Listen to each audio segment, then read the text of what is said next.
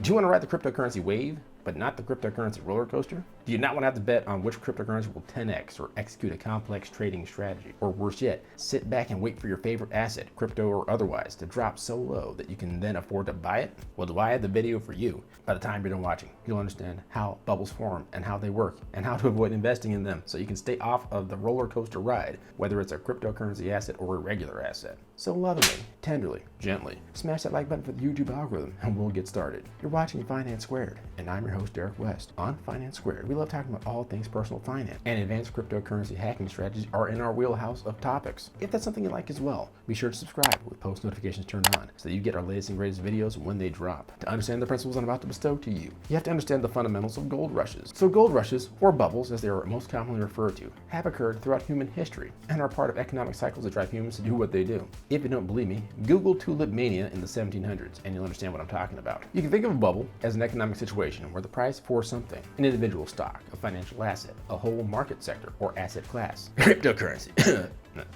where that asset class exceeds its fundamental values by a significant margin. There are bubbles of many sorts that occur in financial markets: stock market bubbles, regular market bubbles, credit bubbles, commodity bubbles, etc. The thing about most bubbles is that people don't know that they're in them when they're occurring. They just happen to be in the frenzy of speculation while they're occurring, and oftentimes they're just enjoying the ride up, as they are occurring, thinking that the bubble will never pop, and that they'll continue to be on the wave forever. To recognize a bubble, you need to understand its characteristics, and bubbles are thought to have 5 characteristics or stages: the displacement stage, boom stage, euphoria, profit-taking, and panic. Cryptocurrencies, and Bitcoin in particular, exhibits all 5 of these stages.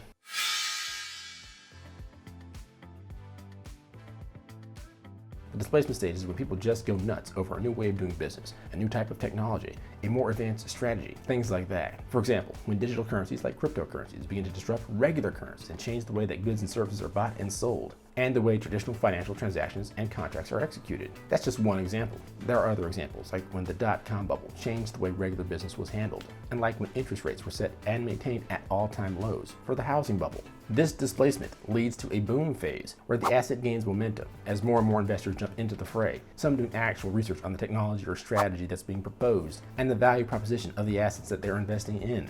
There are other investors who simply have cash to spare, and they're looking for new and different ways to earn returns on the things that they're investing in. Others still just dive in with a ton of FOMO, fearing that they will miss out on all the profits that are occurring while the asset is still rising. At this point, it's good to remember that fear and greed are 2 natural human emotions that are the antithesis of fundamental investing principles. But it's during this phase that the asset gains widespread media coverage. Also at this stage, celebrity economic influencers may start to pump it up, giving it more attention. Think of folks like Elon Musk, Snoop Dogg, and others touting Dogecoin. This tends to cause more and more FOMO as people begin to jump more and more into the asset, hoping not to miss out on the next big thing. As more and more people jump into the fray, that causes the asset class to grow beyond its current justifiable valuation, leading to the next phase in a bubble: euphoria.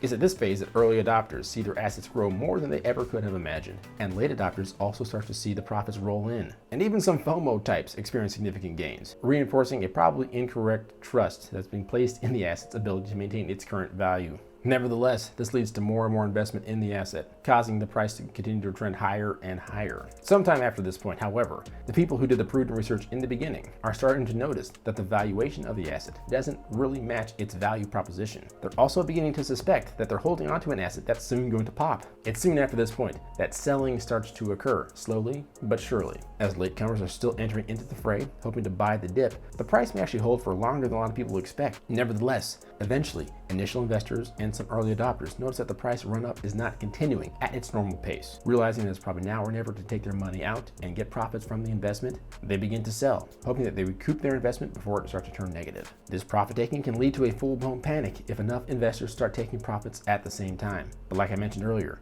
the profit-taking phase has sort of a self-reinforcing phenomenon of its own. While some folks are taking profits, other folks are buying into the dip, and this can continue on for weeks, months, even years. As a matter of fact, it only gains momentum if there are more sellers than there are buyers. And sometimes panics don't occur until there's an external event, like a pandemic for instance, or a sudden shortage of a critical commodity in other examples, or the failure of a major key company in yet another example. But once the panic starts, it becomes a self-reinforcing downward spiral, and the panic is the easiest of all the phases to recognize. Panic is when the people who are holding onto the asset, who held on too long, notice that the price keeps continuing to drop and drop and drop. So they begin to sell their money at an ever-increasing rate, so they don't lose money on their investment. The unfortunate thing is for these sellers that there are fewer and fewer buyers, and the fewer buyers there are for their asset, the faster the price of the asset falls, since nobody wants to be left holding the bag as other investors in the asset are dumping as much as they can. But once the panic is set in motion, more than likely the asset or asset class is likely not going to inflate again to pre-panic levels. Consider the stock market burst of the 1920s or the housing crisis of the early 2010s. Since people at this point are spooked by the asset class, or at the very least have a better understanding of the asset and what its value is.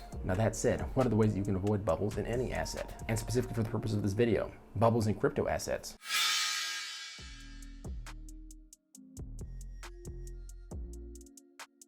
Well, if you think about it, it's really hard to avoid bubbles, even if you're not invested in that particular asset that's blowing up. Oftentimes, the asset is pumping up other parallel sectors and even the market as a whole. So typically, when a bubble bursts, a lot of people take it on the chin, and very few people get out unscathed. The larger the bubble and the deeper the tentacles of the bubble, the more people that are affected. So much so that it can cause economic recessions. For example, the housing bubble of 2008 had deep ties to most major banks in the US and around the world. And those banks and insurance companies had major impact and investment in other sectors across the economy. And then there's the example of the 1929 stock market crash, which had major tentacles in the US economy and the global economy. So it's really hard to avoid bubbles, but you can minimize the damage. The ways to do that are to first understand your investment.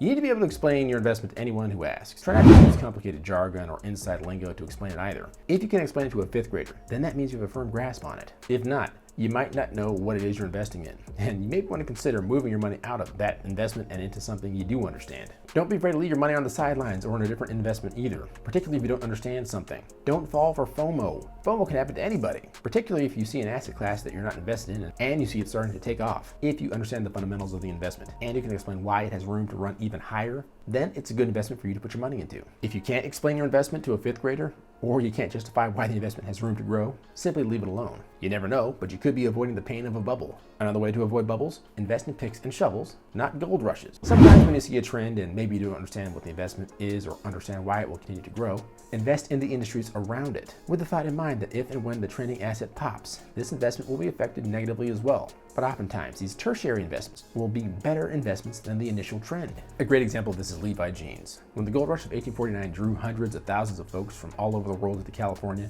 many prospectors got rich. Many more came up with nothing but dust, and not gold dust either. But some enterprising individuals made money selling goods and services to those very prospectors, everything from picks and shovels to hotel rooms and razors. In fact, Levi Jeans got their start out of the original gold rush of 1849. While all the gold in the hills of San Francisco has been mined, Levi Jeans still makes money over 150 years later. And of course, they were negatively affected by the gold rush slowing down and eventually coming to an end. But it turns out that investing in making clothes for miners and clothes in general was a better long-term investment than being a gold prospector. How can we apply that wisdom to today's markets, particularly crypto markets? The answer to a great extent would be to think about the financial services companies, crypto exchanges, etc. that are embracing the technology and are offering a value proposition to investors.